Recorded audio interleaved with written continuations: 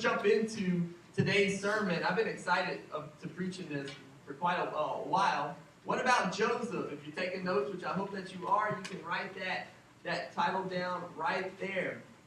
You ever planned something out, like completely planned it out? I don't know about you, but I'm a planner. Like, I'm detailed. Like, I plan things out. You ever plan something out and it go completely the unexpected way, like you did not expect it to go, and it like completely took a turn, maybe for the good, maybe for the worse, but your plan you had this like detailed plan, and it just didn't happen. It didn't go like that. Like your complete expectation was just busted. Like you didn't know what was going on. Well, I've had that happen to me a few times in my life, and one I'm gonna bring up was at a bachelor's party. Yeah, it sounds bad, but the first thing I'm going to tell you when I talk about this bachelor's party, number one, don't ever have a bachelor's party the night before your wedding. It's not a good idea, because anything can go bad. It's not a good idea to have a bachelor party the night before your wedding. And number two, I'm not a drinker. The guys weren't a drinker, so no, we weren't drinking and stuff like that. But I did do something illegal that night. And it was years ago, okay, guys? Don't judge me. All right? So, my friend, his name's Hunter. You actually met him a few weeks ago. The one that was on The Voice came here. He was getting married about a year and a few months ago. And he was getting married in Tulsa, Oklahoma. And so me and my wife, we drive over there for the wedding, and the wedding rehearsal was the night before, right? So we got the wedding rehearsal about to happen, and we're all sitting there, and I'm like wondering what they wanted to do, because Hunter kept saying, hey, we're going to do something tonight, because I didn't get to have a bachelor party, we're going to do something. I was like, well, none of us drinkers, so I think we're going to go bowling or something like that, or, go hang out and just, because we don't get to see each other that often. Well, his little brother's sitting in a circle, and he's like, I got a good idea. In 1977, there was a Girl Scout camp in Tulsa, Oklahoma, in the middle of nowhere, that shut down because they woke up to 3 girls being murdered, young girls being murdered, and when they saw the girls murdered, they were like, they evacuated the whole camp, and since then, nobody's ever went back. It got abandoned. It's called Camp Scott. You can look it up in Oklahoma, Tulsa, Oklahoma. It happened in 1977. Well, Dakota, Hunter's younger brother, is sitting there, and he's like, well, let's go explore this place, because it's supposed to be haunted. Yeah. And I'm thinking, it's like 9 o'clock at night already, it's an hour away, and I'm like, guys, do you think that would be a really good idea? And they're like, yeah. And I'm like, you know what? It's your bachelor party, let's go for it, let's do it. So I get back to the hotel, I get dressed, my wife is like, you're going to be out all night? I was like, I know, but it's all good. We'll be back in about 3 or 4 hours. And she's like, okay. So I get in the car, we're driving over there an hour away. Did we get that picture formatted? Is that picture in there? Okay. So we pull up to Camp Scott, and I'm going to show you kind of like aerial view of this area. I know it's kind of hard to see on this, and the Christmas tree. 1 is the main entrance to the place. 2 is one of like where the camp's at, and 3 is another entrance, right? Well, we get there, and it's like midnight, and I had a plan. I planned it out, guys. I was like, we're gonna get there, we're gonna check the place out, walk around, we're gonna get back in the car, we're going home. That's it. Alright? Stop, check, back in the car, gone. Planned out, detailed, it was gonna be all good. Well, the plan started going bad right off the bat. Because when we got to 1, it was like by a bunch of houses, and the gate to the Camp Scott completely said no trespassing or you will be prosecuted. So then I had to think about what I was doing, because it said no trespassing. And they're being little devils in the back seat saying, oh, nobody's gonna know. It's midnight. I'm like, I'm not parking my car right here. There's houses right next to it. They're going to see my car parked here. Not happening. So guess what? 1's out the picture. Then we go to 3, because we saw another entrance. But it just happened to be somebody's driveway. And I'm not about to drive my car down somebody's driveway with the lights off and get out and go to the camp. I said, guys, it's not happening. No way. I'm going to get the cops called on us. Not going to be good. Then they were like, well, you see, there's this highway right here. If I could park my car on the edge of the highway, I don't know how well you can see that, there's this highway that comes through, then we can just walk, because it didn't look that far on maps, to the location. I said, all right, let's do it. we found a little place. We parked the car in there. Guys, I thought we was going in, out, and back. I was wearing flip-flops, all right? Oh, my God. I'm about to go hike in Tulsa in flip-flops with some, like, sweatpants on. We start walking, the first thing I can tell you, I'm terrified of spiders. It's midnight, the grass is this high, and I'm walking through it. I ain't got a clue what's crawling on me, what's anything, and we didn't even bring flashlights. Oh, we had iPhone lights, guys. iPhone. But the good thing was we all had our phones charged all the way up, and there was good service. So if something did turn south, something could happen. We could have called 911 or something. We were trespassing, I know. It would have been catch-22, but anyways, we move on. So we start walking through this big field right here, and then that little white thing going around, we didn't know it was a river. So we get to it, and we're like, what are we about to do? Because it's 1 o'clock in the morning at this point, and are we about to walk through this? And it's kind of like fall time, so the water's dang cold, like super cold. So I walk in it, I'm like, guys, I done went this far, I ain't turning around. I started trekking through it. Ended up getting about this high on me, so now I'm soaking wet, and the current's going, so we're like, we're all grabbing each other, and we're walking through it, teamwork, there's 5 of us, and we get to the other side. Now we're all wet, and I'm walking through something that's sticking all over me, like the wheat that's got the things that are coming off, they're sticking all over me, and I'm walking through, and I get to the mountain. We can tell we're almost there. Like on the maps, we were following our maps, our GPS thing, we were almost there, and I noticed that the terrain of the land started to change. I pulled out my phone, and I could tell it was going up, but I couldn't see that far. It was an iPhone light, and it was pitch dark, so I didn't really see how far it was going. So I was like, well, guys, we're almost there. Let's start. So I start kind of climbing up the mountain, right? Climbing up, going up. About 3-4 minutes pass. I'm still climbing. Next thing you know it, I'm like, guys, we've been climbing for about 3 minutes, and it's starting to get 90 degrees. And I grab onto a branch, pull myself up, and sit on it, and I'm dangling, and I just realized that we're climbing a mountain. I can't see anything. This is not going to plan, guys. Like, this is so much harder than Guys, I'm terrified of spiders, and when I tell you that I was putting my hands through spider web, I did not care. I did not want to fall. And I just thought that I was going to fall, and a friend, next thing you know, we're like sitting on branches, like I'm telling you, dangling our legs, grabbing our friends, pulling them up, trying to get them up there. Like, this was the worst idea ever, okay? So we finally get to the top of the mountain, and there's a fence with a barbed wire on the top. I'm like, we're never going to get in this place. Like, they got it locked down. Well, anyways, we ended up jumping the fence, and we made it through, and we started walking this place. And we started looking around. It was terrifying. I can tell you, there was, like, from a distance, you got to think it's dark, we could kind of see. You know the Nutcracker dolls? Well, for some reason, they had this 8-foot Nutcracker doll. Like, the big thing, like, just standing in the distance. And I was looking at it like, paranormal activity stuff. I'm out. Like, I ain't doing this. So I'm walking around, and we just realized, well, now it's time to go back, right? Well, guess what? I ain't going back down the mountain. They ain't happening. So the plane gets completely diverted, and we go from 2 right here to 1. Back from 1 down the highway to here. That was going to be it's about 3 miles. And so we start walking, and we get to the gate that said no trespassing, that we stopped in the one point, and we jumped over it. And now I was like, guys, we got to be super quiet. All right, super quiet, because there's houses all around us. We're 5 guys. They see 5 guys walking out. They think somebody's about to murder them. We're going to get the cops called on us. Like, I'm going to lose my passport license. It's going to be horrible. Can't do that, guys. And they're like, all right, well, we're going to be quiet. So we jump the gate. We start walking. And all of a sudden, the worst sound you could ever think of. It was the loudest bark, the most masculine barking I've ever heard in my life. I'm in flip-flops. My friends just take off running. And as soon as I get to going, I take off running. My flip-flops fell out from me, and I just face planted. Guys, I face planted. I hear this dog running up behind me. I'm scared for my life because I thought I was literally about to die. I grabbed my phone that had fell in front of me, and I shined the light as the dog was approaching right in his eyes.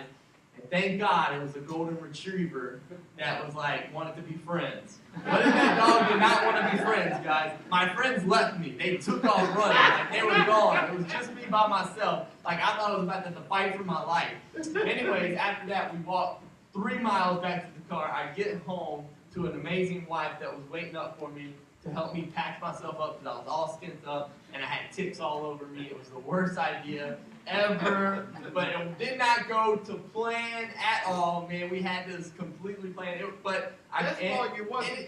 got worse. It got worse for them because they were about an hour away. So after they dropped me off, he's the one getting married. He had a flat tire. He pulls off to the side to start fixing it, puts his flashers on. After he gets it fixed, his car died. He didn't get home till 9 o'clock in the morning and had to get married the next morning. That's why I say don't ever do a bachelor party the night before your wedding. It just doesn't go over good. We still always remember and we joke about it. It was fun. But that was a night where we had a plan, something all planned out, and it just did not go as planned. I believe that we always have things that we plan out. Like, if it's adventures like that, or if it's life in general.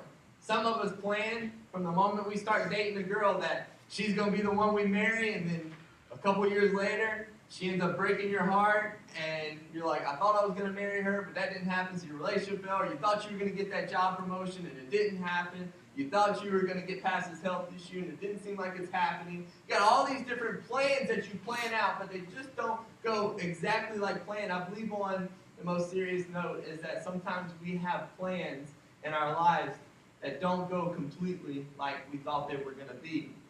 The question is, how are we going to handle when the plan gets diverted? So, and I believe that we can say the same about Joseph. I believe Joseph had a plan. So first of all, listen to this. First, why Joseph? I mean, it's Christmas time, right? When we get in Christmas, we always hear stories and sermons about Mary, and we always hear about Jesus, baby Jesus. But do we ever hear stories about Joseph? Yeah. I mean, if you think about Joseph, the earthly father of Jesus, he had a pretty important role. I mean, he was chosen to be the earthly father of Jesus. He had a big role, but in Scripture, he never even gets a line. He never says a word. All we see from Joseph is him acting.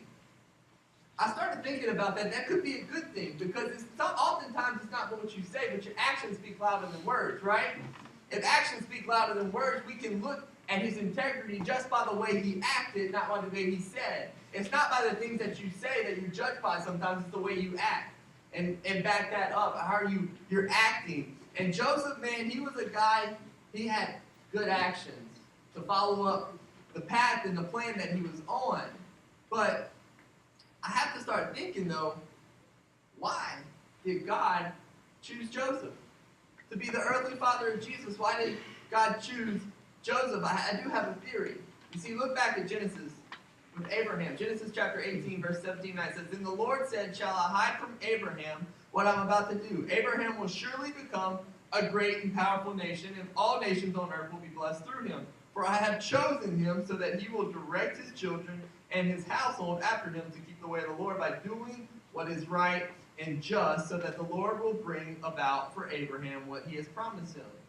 So we see that God, if you know something about Abraham, Abraham was chosen to be the father of many descendants, as many as the sand, many as the stars. He'd have all these descendants, and he was chosen to be that father because he was an upright man. He was one that went after whatever God had for him, and he chased after God's path, and he was going for what God had for him. So the Lord had chosen him for a purpose. I think it's interesting if you look at Matthew chapter 1 and the genealogy of Jesus. In Matthew chapter 1 and verse 1, you'll see Abraham. And if you trace that down to verse 16, you'll see Joseph. So what I think I can see is that Abraham and Joseph, guess what? They're same blood. They're from the same family line. They're on the same family tree. Abraham and Joseph are related. Joseph must have got some kind of traits from Abraham, because we know something about Joseph is that he was an upright man. He was obedient to the Lord. He was faithful to the Lord. He was just. He was right. And I believe that God chose him because he could trust Joseph's decision on handling the responsibility to grow and raise Jesus. That's why Jesus was the carpenter, because Joseph was the carpenter. Jesus began to get raised up by this Joseph. And I believe that Joseph had a plan, guys. I mean, before all this stuff about Mary and all that, he saw him a girl. Her name was Mary. He liked her a lot. He got her phone number, he got her Facebook, and hit her up. And then they got together, and he's like, hey, I think we could be something. He gets down on one knee, gets engaged. I think he had it all planned out. And I'm going to marry this girl, Mary. We're going to have a lot of kids. I'm going to be a carpenter. I'm going to have a good business. We're going to have a great life. It's going to be all good. Like, I love this woman. I want her to be the mother of my children. And I can't wait to see what happens in the future. He put a ring on it, and he was ready to make a family with her. But then he got some news. Mary taps on his shoulder and says, Joseph, we need to talk. Joseph, I'm pregnant. All right, hold on right there. You tell me what you're going to think when your woman comes up to you and tells you she's pregnant and you know you ain't did nothing yet. Huh? I mean, come on. She walks up to you and says she's pregnant, you're like, by who? Because it wasn't me. I didn't do that. And then she says something more outrageous. It wasn't by anybody. It was the Holy Spirit. I'm telling you guys, just put yourself in Joseph's shoes right now. His plan was to marry this woman, have children with her, have a good life, all's good. But now she's tapping him on the shoulder and she's saying, guess what? I'm pregnant, and the Holy Spirit got me pregnant. I mean, I bet you he's thinking she's crazy. Like, girl, you are nuts. Like, I don't even get what's going on right now. Look at verse 19. I'm going to show you. This is what Joseph's thinking. It says, and her husband Joseph, being a just man and unwilling to put her to shame, he resolved to divorce her quietly. He loved Mary a lot. And even though he felt like she cheated on him at the time, even though he felt like she was dishonored him, he wasn't going to shame her. He was a just man. He was faithful and obedient to the Lord. He didn't want to blast her on Facebook like some of you want to do your exes. Want to pull up your Facebook and start blasting them. He didn't want to do that anymore. He didn't want to cause no drama or anything like that. He simply just wanted to say, hey, I want a quiet divorce so that there's no shame. Well, back in this time, if people would have found out that she did what she did, that she was maybe pregnant by somebody else, man, she would have got so shamed. She'd have probably got exiled. And it would have been bad news for her. And so, I don't want that for your life. Joseph's thinking, I had a plan, but you just made things a lot more complicated. But guess what? I'm going to do it quietly. I'm going to get out of this quietly. And so he starts to get through there. Have you ever felt that way? Like the plan you had just get completely devastated and completely diverted another way? Like you just thought for sure this was how things were going to go down, but then something happened and you're like, man, I did not expect this to happen. Sometimes I know about God's plan, and sometimes I don't know exactly where it's headed. Sometimes I ain't got an idea of where God's headed. All I knew is I got to be faithful and obedient to follow. Joseph, he probably had no idea what was happening. Probably had no idea what was going on. I do know something about believing in the Lord, though, is that when you're believing in God, you're trusting in His plan for your life, you're just going to have to be more dependent and more trustful on His plan than your own knowing. Yeah. Because sometimes our own knowing, it'll just make us do rabbit holes like the Israelites when they kept just circling out in the desert. Our own knowing, man, it can get us nowhere. It's trusting and being dependent on God's plan. And Joseph, and he probably didn't know much. I mean, even Isaiah 55, 8, 9, this is what the Lord says. He said, for my thoughts are not your thoughts, neither are my ways, declares the Lord. For as the heavens are higher than the earth, so are my ways higher than your ways, and my thoughts than your thoughts. I mean, right here, what the Lord is saying specifically is He's just saying, hey, guys, guess what? You're not going to understand everything I do. I mean, God is sitting outside of time. He sees everything from the beginning to the end. Guess what? We see everything with tunnel vision. We don't understand the whole story of everything that's happening. We just see it from a different perspective. But His ways are higher than ours. So sometimes we don't understand why things are happening, which is why we've got to trust His process. Because I can tell you one thing is too many times us, as humans, we get so worried about the destination of where we're headed. We know what God wants us to do, and we get so worried about the destination, but God's not worried so much about the destination as he's worried about the process. Amen. As he's worried about who you're becoming, the person that you'll become once you reach the destination. And he's taking you on a journey, and guess what? You're not always going to know the way you're going and why that's happening. You're not always not going to know why you didn't get that job promotion. You're always not going to know why that person cheated on you and broke up, and now you don't know that. You're not always going to know why that health issue never cleared up and why you've been having back pain for months, even though you've been praying for it. You're not always going to know these things, but one thing is to do is to trust in God. Trust in his plan. Because we never know where our plan could take us, and I believe that it starts when the plan gets diverted. I believe it starts by starting to listen. I believe Joseph did that. Because Joseph, he could have ran at that moment. He could have divorced her quietly. He could have ran the other way. But the Bible says that he started to think about the situation. And he started to listen just to see if something was really up right there. And this is what pull up verse 20 through 24. I believe that the man of God that Joseph was, is he knew, hey, something didn't go right. I had this plan and I thought it was going to go this way, but it didn't happen that way. So instead of getting mad and running away, I'm going to sit right here and I'm going to start listening for the Lord, because I think the Lord might be speaking to me. I think the Lord might be trying to show me something. I think the Lord might be in this in some way. It says, because he considered these things. He was considering, he was thinking about it. And an angel of the Lord appeared to him in a dream and said, Joseph, guess what? She's not lying. She's telling the truth. I've chose her for a certain plan, and I've chose you for a certain plan. Pull up verse 21. It says, she will bear a son. You shall call his name Jesus, for he will save his people from his sins. And all this is going to take place to fulfill what the Lord has spoken through the prophet. So, what we understand from this is now Joseph is listening. He's listening.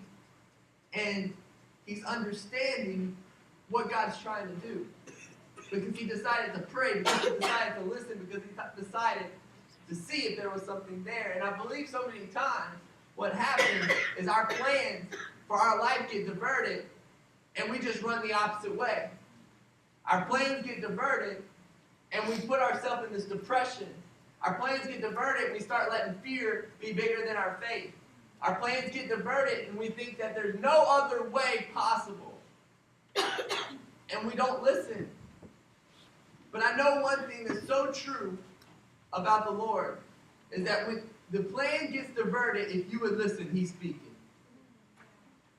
When your plan gets diverted and it starts going a different direction, I promise you God is speaking.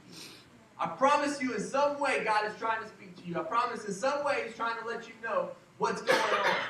The question is, are you listening? Are you listening? I don't believe that the Lord will leave you in a state of confusion. I had this one friends with this couple. I was friends with this couple one time that had just graduated, thought he was going to get this job as a youth pastor with this one church, and he waited and he waited and he waited, and ended up not getting it. And he didn't understand why. He thought it was almost handed to him.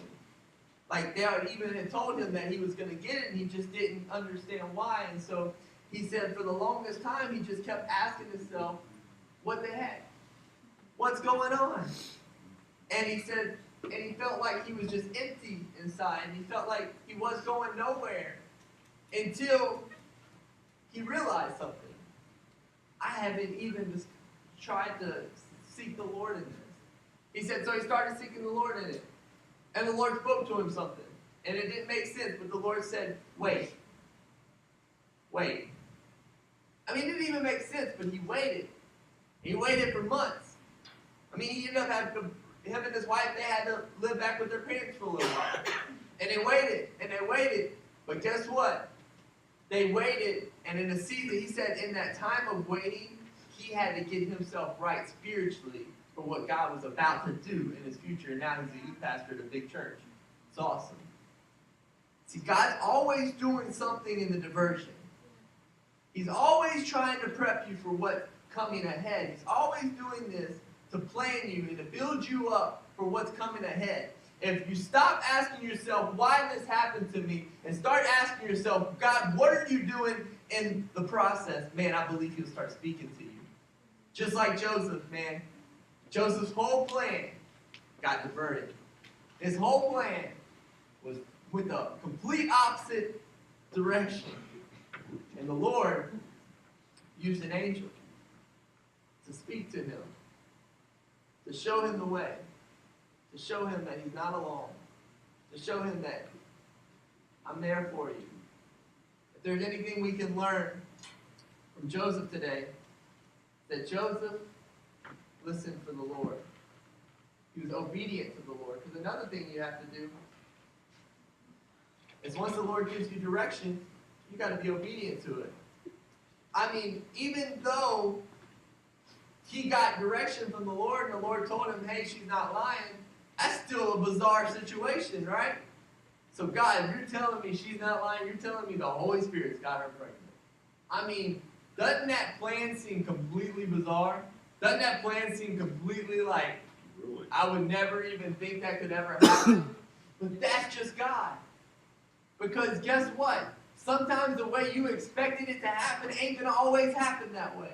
Sometimes the way God's going to take you is going to be so bizarre that you don't understand it. But if you would start listening for his small, still voice, he would begin to speak to you and show you the way. And because Joseph was willing to listen, because Joseph was willing to be faithful and to be obedient, and even though he didn't understand what God made her pregnant and what they were going to do, he didn't understand it at the time. He just knew he had to be obedient, he had to act. And because he was like that, it wasn't a few nights later that he was laying down. She had already had baby Jesus, and the Lord spoke to him again and said, you need to leave right now because King Herod is coming around. He's trying to kill all the male sons because he knows about Jesus and he's trying to stop his reign. You need to leave. Joseph woke up from the dream and he said, we need to pack everything up and go. You know what I love about Joseph? Is he was so close to the Lord that he was listening for that voice. He was always listening for that voice. And it just encourages me as all the men in the house. Man, we have a responsibility to lead our family. To lead the family that God has given us, to make sure that we're close to the Lord, that we're strong to the Lord, because maybe the Lord is speaking to you and he's trying to give you direction for your family. Maybe he's trying to show you the way right now. The question is, are you being a man in the family? Are you getting your family to church on Sundays so the Lord can speak to them? Are you praying with your family?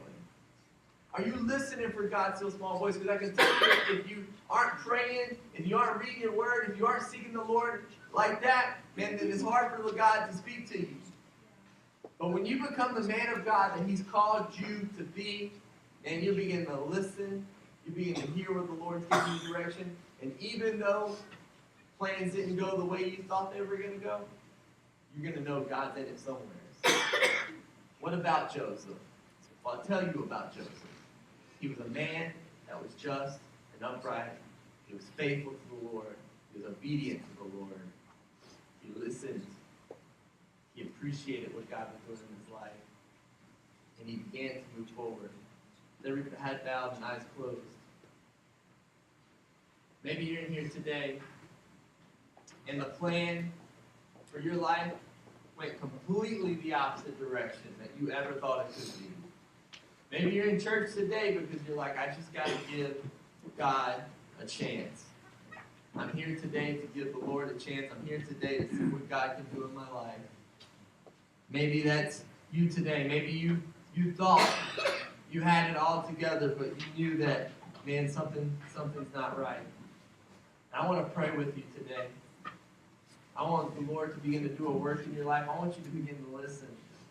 The sermon is a little bit shorter than normal. I know I usually go another 5 minutes or so, but I want you to take time to listen for the Lord right now. Maybe the Lord's trying to speak to you. Maybe he's trying to lead you in a way. Maybe you're in confusion right now. And I believe so strongly that the Lord's laid on my heart that some of you in here today, you're on the path that God has for you, but you're in a state of confusion.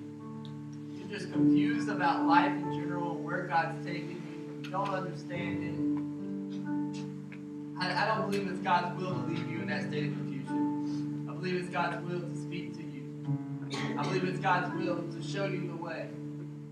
To trust Him, even though you don't understand the trust Him. So in a moment, before I do pray, I'm going to give you a chance. You can stand on your feet. The team's going to lead us into this song, Do It Again. And I want you to begin to pray and listen for the Lord. I want you to begin to pray that God would speak to you. I want you to begin to see where God is doing in your life.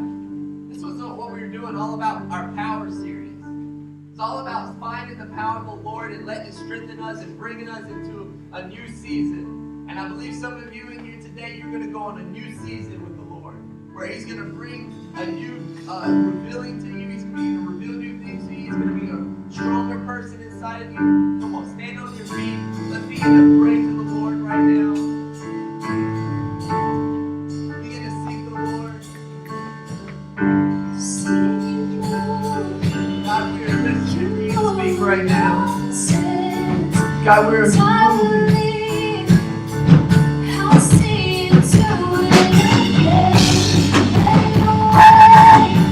Lord, speak to us right now.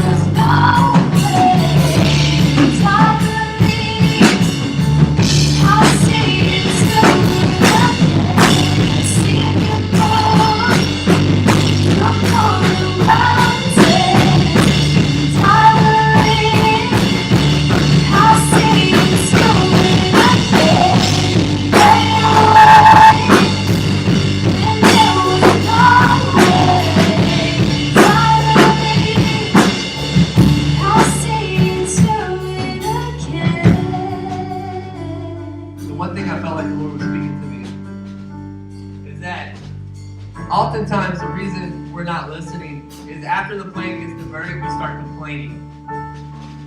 And the Lord is saying, the reason you're not getting direction right now is because your mind is too loud to hear what I'm trying to speak to you. Some of you have thoughts that are waging war against you. You lay in bed at night and you can't sleep because you're so stressed out about finances, about bills, about what your job, about these other things that are happening in your head. You can't sleep and you don't understand why. You're trying to find direction from the Lord. But can I tell you right now, God just says to calm your mind. Fight those thoughts off right now, because He can't even speak because your mind is too loud. And He's trying to whisper into you. He's trying to speak to you. So I'm going to begin to pray for our congregation right now. And pray that the Lord does something. And also, before I get ready to pray, and this isn't for you if you're new here, but I know some of you would call this place home, and you said we had our year-end offering last week, and some of you I know still wanting to give towards our year-end offering to upgrade our kids ministry. If that's you, you can get that prepared as soon as I get done praying. The ushers are going to come by, and they're going to take up that offering from you. So that's for our kids offering. Make sure you specify it as other on there, so that we know it's not a regular tithe, it's going to our kids ministry. That way next week I can celebrate with you guys how much we've raised. It's been awesome so far. But I just believe God wants to do something in some of your lives, and I hope that you are empowered today to know that even when the plan goes off course, that God's still in it. Even when the plan goes just like Joseph, when the plan doesn't go specifically like you thought it was, God's still in it. God, we thank you for what you're doing. You're an incredible God. You're an awesome God, and we praise your name, God. Lord, we are listening as we leave these doors. We're even listening, God, that you would speak to our hearts, that you would speak to our minds, God. God, as the plan for some of us has been so diverted, God, some of the expectations that we had, Lord, we didn't understand, God, where it's headed. We don't understand where the plan is headed. We don't know what's in it, but God, we know that you care about the process, and you're in it in some way. God, I pray that you would open up our minds, open up our hearts, open up our eyes, God, to where you're sending us right now, Father. Begin to speak to us, Lord, so that the confusion goes away, God. We thank you for what you're doing as you begin to continue to empower us, Father. In Jesus' name. Come on, somebody give him a shout. Come on, you can do better.